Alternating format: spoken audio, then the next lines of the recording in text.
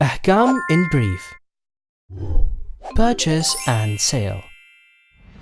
A big part of our everyday time is utilized in shopping or trading with others. Due to its importance, this concept is discussed thoroughly in the Islamic laws. In this episode, we will discuss some of the rules related to purchase and sale. According to the Islamic laws, selling is the transfer of ownership of something from one person to another for a certain price. Firstly, let's review the characteristics of both the buyer and the seller. They should each be sane, so an insane person is not permitted to transact. For a person who squanders, there are special rules. They should be at the age of puberty. In some specific situations, selling to a minor is allowed, like selling to an authorized minor. They should be free and willing to trade. They should be the owners or lawfully authorized to buy or sell the goods, like someone who has the right by proxy. Okay, now, let's review the conditions regarding the goods and what is obtained in exchange. First, the quantity, amount, weight, specifications, price and whatever affects the value should be known to the buyer and seller.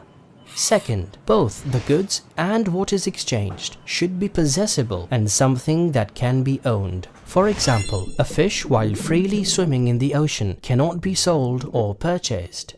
Third, both the good and what is exchanged should be transferable, so what's lost or stolen cannot be traded. Now, after knowing the conditions, we will commence a purchase. The first step is that the buyer and seller have to specify the goods and the price. For example, this book for 1,000 dinar. The price could also be something else we exchange in return. For example, this book for 10 pencils. The second step is the offer and the acceptance. This means one of them should offer this trade and the other one should accept it. Verbal utterance is not required, and any action that expresses such mutual consent is enough. Like when the customer picks up something and pays the money. The seller also takes the money from him and accepts it.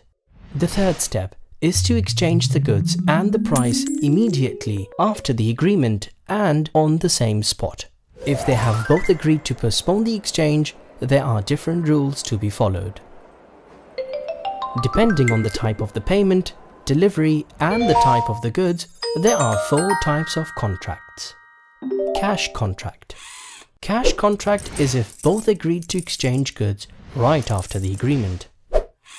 Credit sale.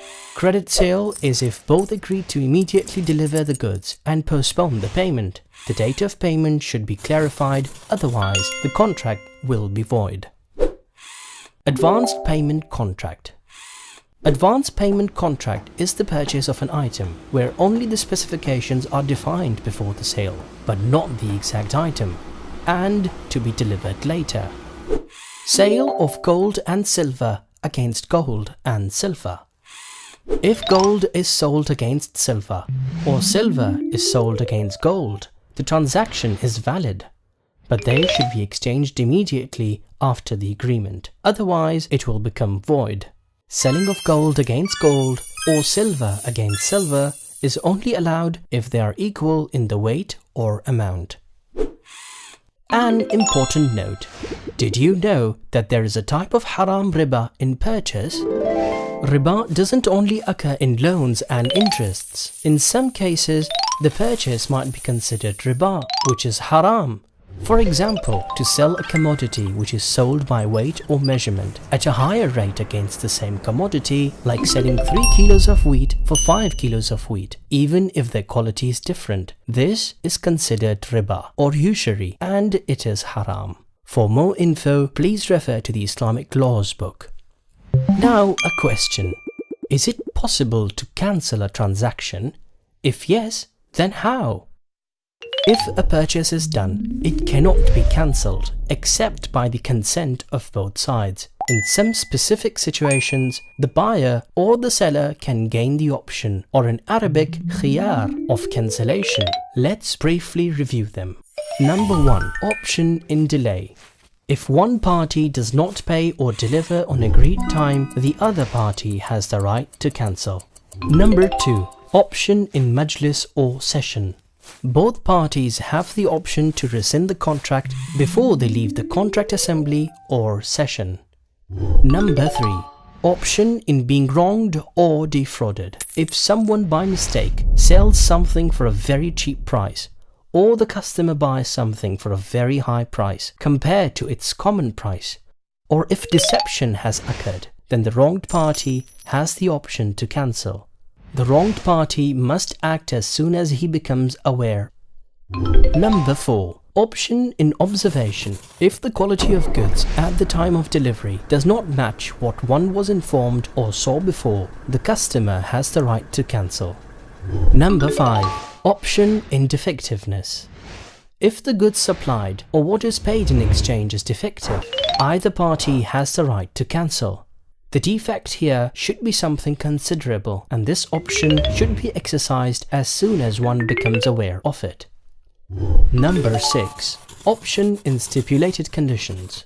If both parties agree that one or both or a third party is to be entitled to cancel the transaction within a limited time, then any party can cancel within that time frame. And lastly, number 7. If the sold or exchanged item in the transaction was an animal, the person who takes it has the right to cancel the transaction within 3 days.